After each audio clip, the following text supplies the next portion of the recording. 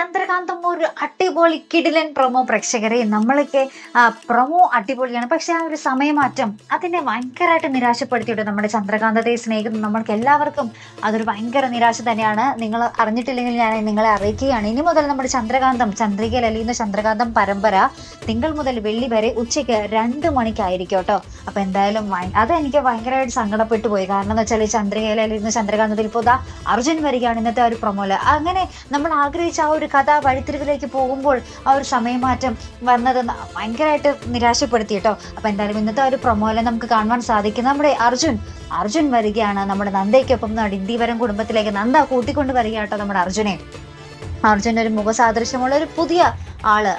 അയാളുടെ അദ്ദേഹത്തിന്റെ പേരെന്താണ്, അദ്ദേഹത്തിന്റെ ക്യാരക്ടർ എന്താണ്, അദ്ദേഹത്തിനെതിരെ റോൾ എന്താണ് എന്നൊക്കെ പറയാനിരിക്കുന്നതേ ഉള്ളൂ. പക്ഷെ നമ്മുടെ ഈ ഒരു പുതിയ അർജുനെ നമ്മുടെ ഇന്ത്യവരത്തിൽ കാണുമ്പോൾ തന്നെ എല്ലാവരും ഭയങ്കര അത്ഭുതത്തോടുകൂടി നോക്കുക കേട്ടോ.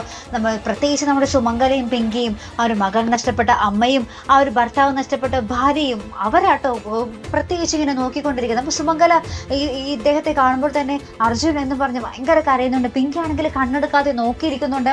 നമ്മുടെ വല്യമ്മക്കാണെങ്കിൽ ഭയങ്കര സന്തോഷം. വല്യമ്മ നമ്മുടെ പിങ്കിയെ വിളിച്ചിരുത്തി ആ ഒരു അർജുൻ്റെ അടുത്ത് കുറെ സംസാരിക്കുന്നുണ്ട്. അപ്പൊ നമ്മുടെ അർജുൻ ആകപ്പാടെ ഭയങ്കര കൺഫ്യൂഷനാണ്.